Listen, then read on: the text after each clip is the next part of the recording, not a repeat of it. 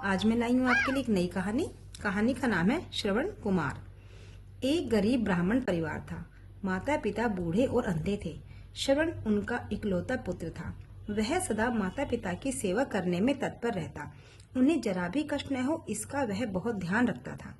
श्रवण के माता पिता को तीर्थ यात्रा करने की बहुत इच्छा थी, परंतु गरीबी और अंधेपन के कारण वह पूरी नहीं हो पाई थी।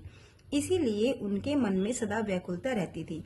एक बार श्रवण के माता पिता ने श्रवण से कहा, पुत्र, कई दिनों से तीर्थ यात्रा करने की इच्छा हो रही है, किंतु अंधेपन और गरीबी के कारण वह इच्छा पूरी नहीं हो पा रही है।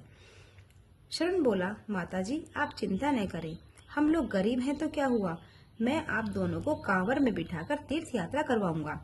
एक दिन श्रवण ने माता पिता को कांवर में बिठाया और कांवर को कंधे पर उठाकर वह तीर्थ यात्रा के लिए निकल पड़ा। कई तीर्थ स्थानों में घूमता घूमता वह अयोध्या पहुंचा। विश्राम करने के लिए उसने अपने कांवर सरयू नदी के किनारे एक पेड़ के नीचे रखी। माता पिता को प्यास लगी थी। वह कलश लेकर पानी लाने सरयू नदी में उतरा। उस समय अयोध्या के राजा दशरथ शिकार की खोज में उस ओर आए हुए थे। रात का समय था। श्रवण ने ज्यों ही नदी में कलश डुबोया, उसकी बुड़ बुड़ बुड़ की आवाज हुई। यह आवाज राजा दशरथ के कानों में पड़ी। उन्होंने सोचा कि कोई पशु नदी में पानी पीने के लिए आया है। राजा ने फौरन अपने धनुष पर बाण चढ़ाया और उसे आवाज की दिशा में छोड़ा। बाण श्रवण के छाती में लगा। बाण लगते ही श्रवण जोर से चिल्लाया। राजा ने श्रवण की आवाज सुनी तो वह दौड़ता हुआ उसके पास पहुंचा। श्रवण उस समय छटपटा रहा था।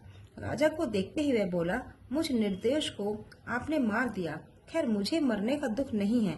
नदी किनारे एक पेड़ के नीचे मेरे अंधे माता पिता कांवर में बैठे हैं। वे प्यासे हैं। आप वहां जाकर जल्दी से उन्हें पानी पिलाइए। इतना कहकर श्रवण ने प्राण त्याग दिए। राजा दशरथ पानी का कलश लेकर श्रवण के माता पिता के पास गए और बोले, मुझसे अनजाने में आपके पुत्र की हत्या हो गई। आप मुझे क्षमा कर दें। श्रवण की मृत्यु का समाचार सुनकर श्रवण के माता पिता को अपार दुख हुआ। उन्होंने राजा को श्राप दिया, हमारी तरह तुम्हारी मृत्यु भी पुत्र वियोग से ही होगी। इतना कहकर श्रवण के माता पिता ने भी प्राण त्याग दिए। माता पिता की सेवा के लिए श्रवण को आज भी सब याद करते हैं। इस कहानी से हमें ये शिक्षा मिलती है कि माता पिता की सेवा ही ईश्वर की सेवा है। तो कैसी लगी कहानी आपको? कमेंट सेक्शन में जरूर बताएं। धन्यवाद।